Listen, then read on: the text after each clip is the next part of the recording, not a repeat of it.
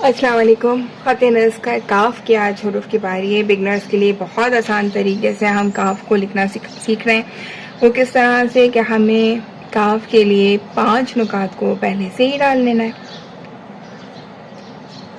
अब 5 नुकात के बाद हमने जो अलिफ बनाना सीखा था वही अलिफ हम यहाँ पे बना लेंगे। ये हमारी नोक आ गई 5 पे उस पर। अब इसके बाद यहाँ से हम अंदर की तरफ जाके ये, और ये हमारा बहुत ही आसानी से बन गया है। यहाँ पे हम ताज लगा लेते हैं। ये जो था लंबाई जो थी वो थी 5 नुकात की, और जो चौड़ाई है वो डिपेंड करती है, कभी हम उसको 5 भी रखते हैं, कभी हम उसको 6 भी रखते हैं, कभी उसको 4 भी लेते हैं।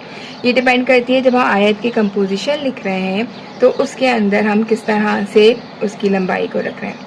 अब काफ के अंदर जो आ जाती है दूसरी चीज़ वो होती है उसकी अलामत काफ। ठीक है, वो क्या है कि जब हम काफ लिखते हैं तो उसकी अलामत लगाते हैं। वो अलामत है इस तरह से कि हम पहले बारीक कलम के साथ, फिर चौड़े कलम के साथ, अब चौड़ाई के बाद फिर बारीक। ठीक है, इसको कहते हैं अलामत काफ। ये अलामत काफ लगाते कहाँ पर है? ये हमने काफ का ऊपर का हिस्सा बनाया, ये नीचे का स्ट्रोक बनाया, और फिर इसके बाद यहाँ पर आकर हम इस जगह पर जो है ये अलामत लिखते हैं। ठीक है, इस तरह से हमारा काफ जो है, ख़ातिनस का काफ जो है वो मुकम्मल होता है। ये जो काफ है ये काफ की जो है पहली शक्ल है। काफ की दूसरी शक्ल भी बहुत आसान है, इसको सीख लेते हैं। अच्छा, इसकी थोड़ी सी ये चीज़ें देख लें कि कहीं पे हम इसको नोक भी बनाते हैं, कहीं पे इसको ऊपर की तरफ हल्का सा टर्न करते हैं, और कभी ऐसा भी हमें होता है कि अपनी कंपोजिशन में ये काफ हमारा बिल्कुल सीधा भी जाता है। ठीक है, ये डिपेंड कर रहा होता है कि हम किस तरह से अपनी। इसके अलावा कभी ऐसा भी होता है जिसको हम कशीदा कहते हैं, इसकी लंबाई को बहुत ज़्यादा भी कर देते हैं, और वो जो होती है अब उसके हिसाब से होती है कि हम जब अलामत लिखी देखेंगे तो हमारी कन्फ्यूजन नहीं होगी कि ये क्या लफ्ज़ है। अलामत की वजह से हमें ये पता चल जाएगा कि ये काफ है, चाहे ये काफ कितना ही यहाँ से ये सेकंड स्ट्रोक कितना ही लंबा क्यों ना हो। ऊपर वाले स्ट्रोक को जो है वो हम अपनी लिमिट्स के अंदर ही रखते हैं, नीचे वाले स्ट्रोक को अपनी कंपोजिशन के हिसाब से रखते हैं। तो ये आ गई हमारी काफ की पहली क्या एक शक्ल।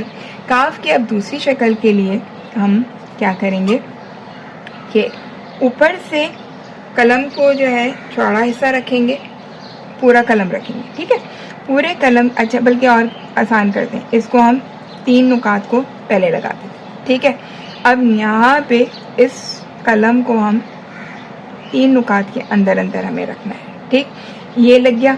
अब इसके बाद बिगनर्स देखें कितना आसान हो गया है हमारे लिए, अल्हम्दुलिल्लाह। अब ये जो है ये 2 नुकात की हमने यहाँ पे हमने इसकी गहराई रख ली।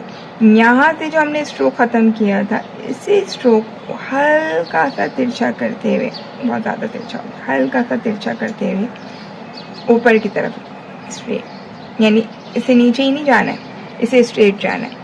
और ये स्ट्रेट जाने के बाद यहाँ से हम इसे घुमाएंगे। कितना घुमाएंगे? 1 नुक्ते के बराबर। ये हमने अपने ही कलम से घुमाया।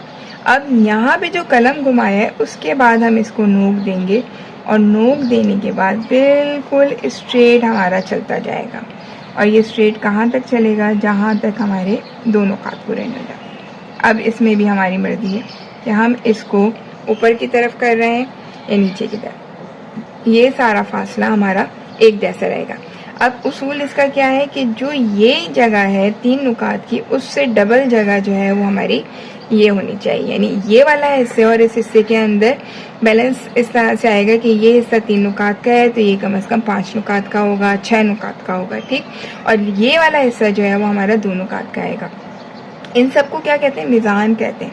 मिज़ान में क्या है, जब आप 2 चीज़ों का ख्याल रख लेते हैं मिज़ान में, तो आपको पता चल जाता है कि जितना ज़्यादा मिज़ान के नुकात के हिसाब से कलम हुरूफ को बनाया जाता है, कलम को चलाया जाता है, उतनी ही ज़्यादा खूबसूरती आती है हमारे ख़त में।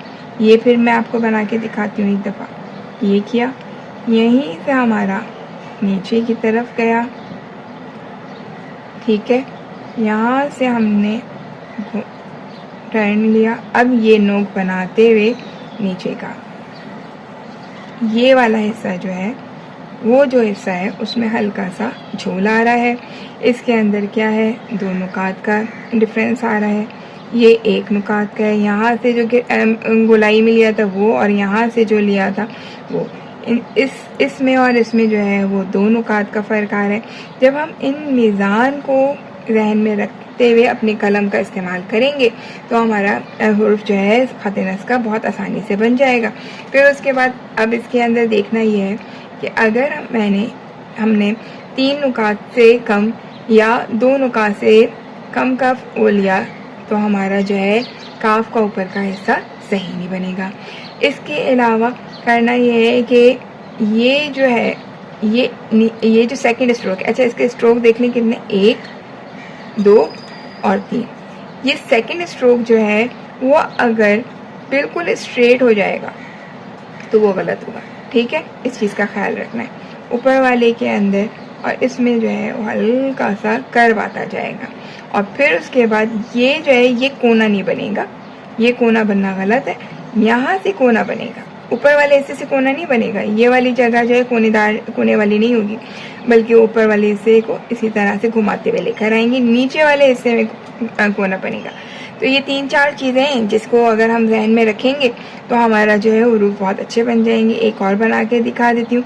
अगर आपको ये वीडियो समझ में आई है, इसकी वजह से आपको ये हुरूफ लिखना आसान हुआ है, तो इसको जल्दी से लाइक कर दें, चैनल को सब्सक्राइब कर दें और फिर दूसरों के साथ शेयर भी कर लें, ताकि आपकी तरह जो और शौकीन हैं उन्हें भी जो है बहुत अच्छी तरीके से कैलीग्राफी जो है सीखने का मौका मिल सके। दुआओं में याद रखिए।